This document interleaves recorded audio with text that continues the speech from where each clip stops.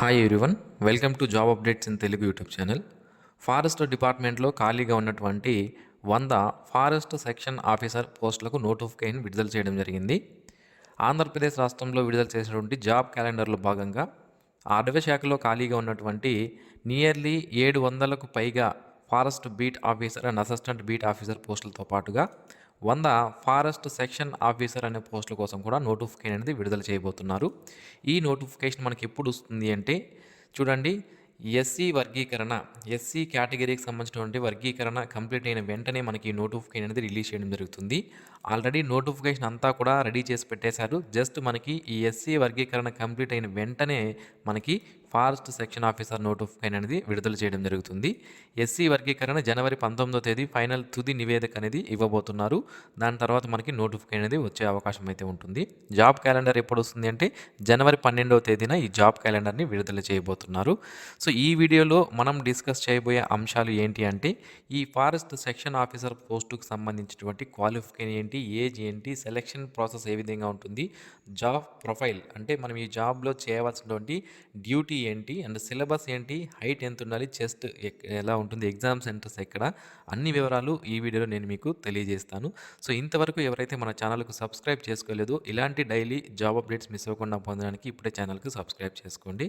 And video దయచేసి చివరి వరకు చూడండి, అప్పుడే మీకు పూర్తి డీటెయిల్స్ అర్థం అవడం జరుగుతుందన్నమాట. సో ఒక దగ్గర మీరు మిస్ చేసినప్పటికీ కూడా సెలక్షన్ ప్రొసీజర్ చెప్పేటప్పుడు కానివ్వండి, లేదా క్వాలిఫికేషన్ ఏజ్ చెప్పేటప్పుడు సో ఒక పాయింట్ మిస్ చేసినా అది మీకు లేదనుకోండి, తర్వాత మీరు అప్లై చేసేసి సెలెక్ట్ అయిన తర్వాత డాక్యుమెంట్ వెరిఫికేషన్లో కానీ లేదా ఇతరత్ర హైట్, వెయిట్, చెస్ట్ ఇలాంటి విషయాల్లో కానీ డిస్క్వాలిఫై అయితే మీరు తర్వాత బాధపడాల్సి ఉంటుంది. సో వీడియో చివరి వరకు చూస్తే మీకు పూర్తి డీటెయిల్స్ అయితే అర్థమవడం జరుగుతుందన్నమాట. సో ఇక ఈ ఫారెస్ట్ సెక్షన్ ఆఫీసర్ అనే జాబ్కి కనుక మనం సెలెక్ట్ అయితే చేయవలసినటువంటి డ్యూటీ ఏంటి, ఫారెస్ట్ సెక్షన్ ఆఫీసర్గా మనం డ్యూటీ ఏం చేయాలి అంటే ఫారెస్ట్ ఏరియా ఏదైతే ఉంటుందో దాన్ని మనం ప్రొటెక్ట్ చేయాలి. మొత్తం ఏరియా కాదండి, డిస్టిక్ అలా ఇవ్వరు, మనకి ఒక సెక్షన్ ఇవ్వడం జరుగుతుంది. సో మనకు పైన డివిజన్స్ ఉంటాయి, ఆ డివిజన్స్ని కొన్ని సెక్షన్స్గా డివైడ్ చేసి ఉంటారు. ఒక 4 to 5 సెక్షన్స్గా ఒక డివిజన్ని డివైడ్ చేసి ఉంటారు. ఆ సెక్షన్లో ఏదో ఒక సెక్షన్ని మనకి కంట్రోలింగ్గా ఇవ్వడం జరుగుతుందన్నమాట. సో అక్కడ మేము ఆ ఫారెస్ట్ ఏరియా ఏదైతే ఉంటుందో బౌండరీస్, మనకి ఇచ్చినటువంటి బౌండరీస్ పరిధిలో మనం దాన్ని ప్రొటెక్షన్ అనేది చేయాలి. అలాగే ఫారెస్ట్ ల్యాండ్ ఏదైతే ఉంటుందో అది ఆక్రమణకు గురి కాకుండా మనం ప్రొటెక్ట్ చేయాలన్నమాట. సో అలాగే విల్డ్ లైఫ్ ప్రొటెక్షన్ అంటే మనకి ఆ ఫారెస్ట్ ఏరియాలో ఉన్నటువంటి విల్డ్ లైఫ్, జంతు జాలం ఏదైతే ఉంటుందో దాన్ని రక్షించాలి. వేటగాళ్ళ నుంచి, అలాగే పోచింగ్ అంటారు కదా, దాని నుంచి మనము రక్షించాల్సి ఉంటుందన్నమాట. అలాగే మన కింద ఫారెస్ట్ బీట్ ఆఫీసర్, అలాగే అసిస్టెంట్ బీట్ ఆఫీసర్ వాళ్ళు వర్క్ చేయడం జరుగుతుంది. వాళ్ళని మనం కంట్రోల్ చేస్తూ, వాళ్ళకి వర్క్ అలోకేషన్ చేస్తూ మనము వాళ్ళని కంట్రోలింగ్ చేయాల్సి ఉంటుంది. మన పైన ఫారెస్ట్ రేంజ్ ఆఫీసర్ అనే అతను ఉంటాడు, అతని కంట్రోల్లో మనం వర్క్ చేయాల్సి ఉంటుందన్నమాట. ఓకే, సో ఈ విధంగా మనకి ఈ ఫారెస్ట్ సెక్షన్ ఆఫీసర్కి సంబంధించినటువంటి జాబ్ ప్రొఫైల్ అయితే ఉంటుంది. సో ఇక క్వాలిఫికేషన్ సంబంధించి అన్ని వివరాలు మనం తెలుసుకుందాం. మై డియర్ ఫ్రెండ్స్, మనలో ప్రతి ఒక్కరికి different type of qualifications, different type of skills అనేవి ఉంటాయి. అయితే మన స్కిల్కి మరియు క్వాలిఫికేషన్కి తగ్గట్టుగా జాబ్స్ అనేవి దొరక్క మనం చాలా ఇబ్బంది పడుతుంటాం. అయితే మిస్టర్ విజయ్ .in అనే వెబ్సైట్ వాళ్ళు ఏం చేస్తున్నారంటే ఇక్కడ వీరి వెబ్సైట్లో ఆల్రెడీ కంపెనీస్ ఏవైతే ఉంటాయో వాళ్ళు, కాంట్రాక్టర్లు, అలాగే బిజినెస్ మ్యాన్లు, షాప్ ఓనర్స్, ఇలా ప్రతి ఒక్కరూ కూడా ఇందులో ఎంప్లాయర్గా వారి యొక్క లాగిన్ అనేది క్రియేట్ చేసుకొని జాబ్స్ అనేవి ఇస్తుంటారు. అయితే మనం ఏం చేయాలి అంటే నిరుద్యోగులు ఈ వెబ్సైట్లో క్యాండిడేట్ లాగిన్లో మనము రిజిస్ట్రేషన్ అనేది చేసుకుని మన ప్రొఫైల్ని కనుక క్రియేట్ చేసుకుంటే ఈ విధంగా మన యొక్క స్కిల్స్ మరియు క్వాలిఫికేషన్ తగ్గట్టుగా ఏవైనా జాబ్స్ అనేవి వచ్చినప్పుడు ఆ ఎంప్లాయర్లే మనల్ని పిక్ చేసుకొని డైరెక్ట్గా మనకి కాల్ చేసి మనకి జాబ్స్ అనేవి ప్రొవైడ్ చేయడం అనేది జరుగుతుందన్నమాట. అయితే ఈ వెబ్సైట్ లింక్ని వీడియో కింద డిస్క్రిప్షన్లో ప్రొవైడ్ చేశాను, ఒకసారి చెక్ చేయండి. ఇక ఫారెస్ట్ సెక్షన్ ఆఫీసర్కి సంబంధించి ఏజ్ విషయానికి వస్తే 18 నుంచి 30 సంవత్సరాల మధ్యలో ఉన్న క్యాండిడేట్స్ అప్లై చేసుకోవచ్చు. ఏజ్ రిలాక్సేషన్ అనేది ఎస్సీ, ఎస్టీ, బీసీ కేటగిరీ వాళ్ళకి 5 సంవత్సరాల ఏజ్ రిలాక్సేషన్ అనేది ఉంటుంది. అంటే 35 ఇయర్స్ వరకు ఉన్నటువంటి SC, ST, BC candidates application అనేది పెట్టుకోవచ్చు. ఇక ఎగ్జామ్ సెంటర్స్ విషయానికి వస్తే అన్ని జిల్లాల్లో కూడా ఎగ్జామ్ సెంటర్స్ అనేవి ఉంటాయండి. మన డిస్ట్రిక్ట్ హెడ్ క్వార్టర్స్లో మనకి ఎగ్జామ్ సెంటర్ అనేది ఇవ్వడం జరుగుతుంది. ఇక ఫారెస్ట్ డిపార్ట్మెంట్ని ఈ విధంగా డివైడ్ చేసి ఉంటారు. First Andhra Pradesh forest department ministry అనేది ఉంటుంది. దాని కింద కన్జర్వేటర్ ఆఫ్ ఫారెస్ట్ అని, అలాగే అసిస్టెంట్ కన్జర్వేటర్ ఆఫ్ ఫారెస్ట్ అని, డివిజనల్ ఫారెస్ట్ ఆఫీసర్ అని, అలాగే ఫారెస్ట్ రేంజ్ ఆఫీసర్ అని అతని కింద వర్క్ చేస్తారు. ఫారెస్ట్ రేంజ్ ఆఫీసర్ కింద ఈ మనం ఇప్పుడు చెప్పుకుతున్నటువంటి పోస్ట్ ఏదైతే ఉందో ఫారెస్ట్ సెక్షన్ ఆఫీసర్ అనే అతను వర్క్ చేయాల్సి ఉంటుందన్నమాట. ఇతని కింద ఫారెస్ట్ బీట్ ఆఫీసర్లు అలాగే అసిస్టెంట్ బీట్ ఆఫీసర్లు అనే వాళ్ళు వర్క్ చేస్తారు. సో ఈ విధంగా మనకి జాబ్ ప్రొఫైల్ అయితే ఉంటుంది. జాబ్ ప్రొఫైల్ ఆల్రెడీ నేను మీకు చెప్పాను. ఇక ఈ పోస్టులకు సంబంధించి కొంచెం ఫిజికల్ రిక్వైర్మెంట్స్ అనేవి ఉండాలండి. అవి ఏంటి అంటే హైట్ అనేది 163 సెంటీమీటర్స్ హైట్ అనేది ఉండాలి. ఫస్ట్ నేను మేల్ క్యాండిడేట్స్ చెప్తున్నాను. ఓకే, సో 163 సెంటీమీటర్స్ హైట్ అనేది ఉండాలి. అలాగే చెస్ట్ 84 సెంటీమీటర్స్ ఉండాలి. గాలి పీల్చినప్పుడు అది 5 సెంటీమీటర్స్ పాటు ఎక్స్పాన్షన్ అంటే ఎక్స్పాండ్ అవ్వాలన్నమాట. ఇక ఉమెన్ కేటగిరీకి సంబంధించిన వాళ్ళకైతే 150 సెంటీమీటర్స్ హైట్ ఉన్నా కూడా సరిపోతుంది. అండ్ 79 సెంటీమీటర్స్ చెస్ట్ అనేది ఉండాలి. గాలి పీల్చినప్పుడు 5 సెంటీమీటర్స్ ఎక్స్పాన్షన్ అనేది అవ్వాల్సి ఉంటుందన్నమాట. ఎవరైతే ట్రైబల్ షెడ్యూల్డ్ ట్రైబ్స్ అంటే ఎస్టీ కేటగిరీకి సంబంధించిన వాళ్ళు ఉన్నారో వాళ్ళకి 5 సెంటీమీటర్స్ మనకి రిలాక్సేషన్ అనేది ఉంటుంది. మనకి ఇక్కడ క్లియర్గా మెన్షన్ చేయడం అనేది జరిగింది. ఇక వాకింగ్ టెస్ట్ అనేది ఉంటుంది. ఫైనల్గా మనం ఈ జాబ్కి సెలెక్ట్ అయిన తర్వాత ఎగ్జామినేషన్లో క్వాలిఫై అయిన తర్వాత మనకి వాకింగ్ టెస్ట్ అనేది కండక్ట్ చేస్తారు. ఈ వాకింగ్ టెస్ట్ అనేది చూడండి, మేల్ అంటే పురుషులకి 25 కిలోమీటర్లు ఉంటుంది. 4 అవర్స్లో కంప్లీట్ చేయాలి. ఫీమేల్ క్యాండిడేట్స్ అంటే ఉమెన్ కేటగిరీకి సంబంధించిన వాళ్ళు ఎవరైతే ఉంటారో వీళ్ళకి 16 కిలోమీటర్లు ఉంటుంది. 4 అవర్స్లో కంప్లీట్ చేయాల్సి ఉంటుందన్నమాట. వాకింగ్ టెస్ట్ అనేది తప్పనిసరిగా క్వాలిఫై అవ్వాలండి. అందులో క్వాలిఫై అయితేనే మీరు స్టేట్ టాపర్ వచ్చినప్పటికీ కూడా వాకింగ్ టెస్ట్లో ఫెయిల్ అయితే మిమ్మల్ని జాబ్లోకి తీసుకోరు. ఇక ఎవరైతే ఎన్సీసీ సర్టిఫికెట్స్ ఉంటాయో, ఎన్సీసీ ఏ సర్టిఫికెట్ ఉంటే 1 మార్క్ బోనస్, బి సర్టిఫికెట్ ఉంటే 3 మార్కులు, సి సర్టిఫికెట్ ఉంటే 5 మార్కుల బోనస్ మార్క్స్ అనేది ఇవ్వడం జరుగుతుందన్నమాట.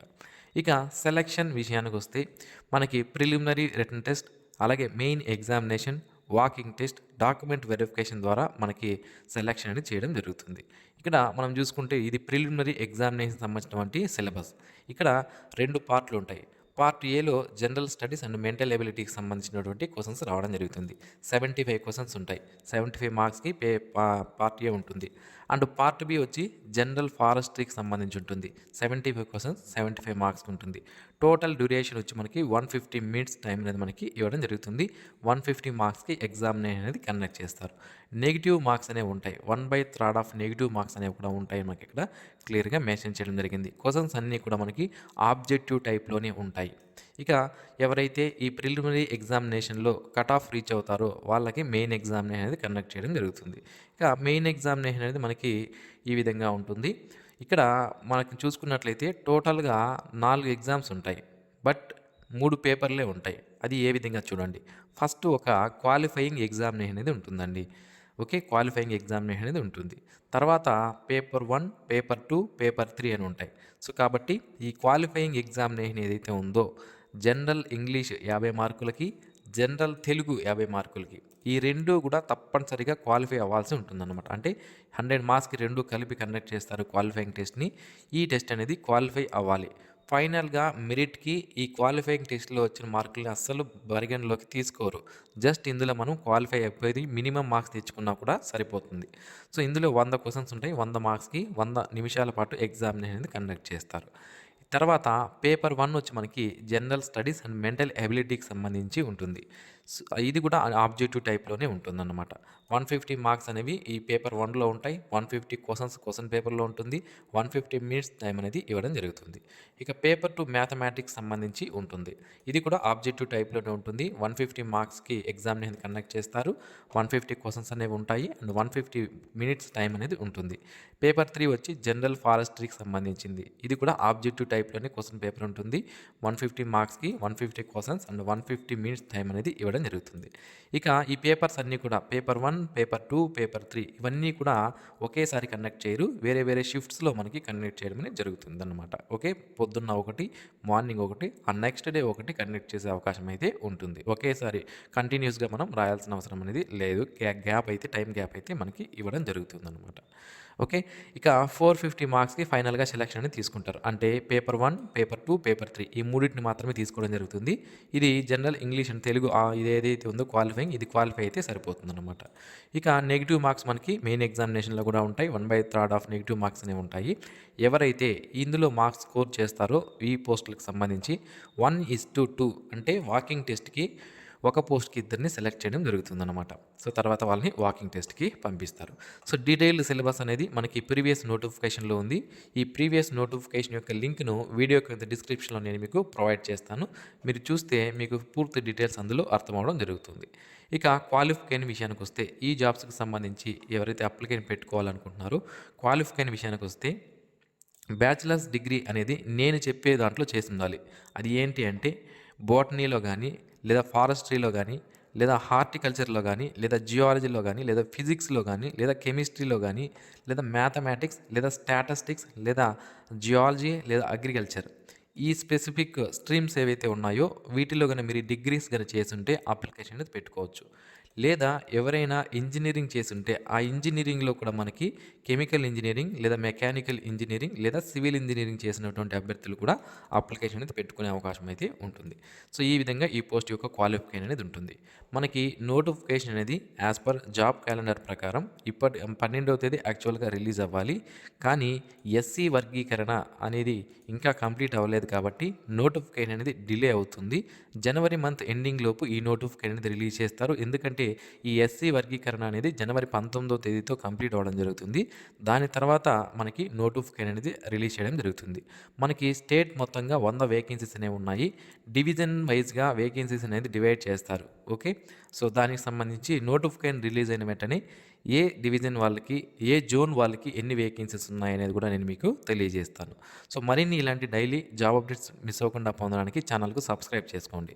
అలాగే already forest beat officer and assistant beat officer సంబంధించినటువంటి నోటిఫికేషన్ సంబంధించి సెలక్షన్ ప్రొసీజర్ ఏంటి, ఈవెంట్స్ ఏముంటాయి అన్నీ కూడా వీడియోలో చెప్పాను. దానికి సంబంధించి సపరేట్ వీడియో చేశాను. ఆ వీడియో లింక్ని ఈ వీడియో కింద డిస్క్రిప్షన్లో ఇస్తాను, చెక్ చేయండి. And thanks for watching this video. Have a nice day friends.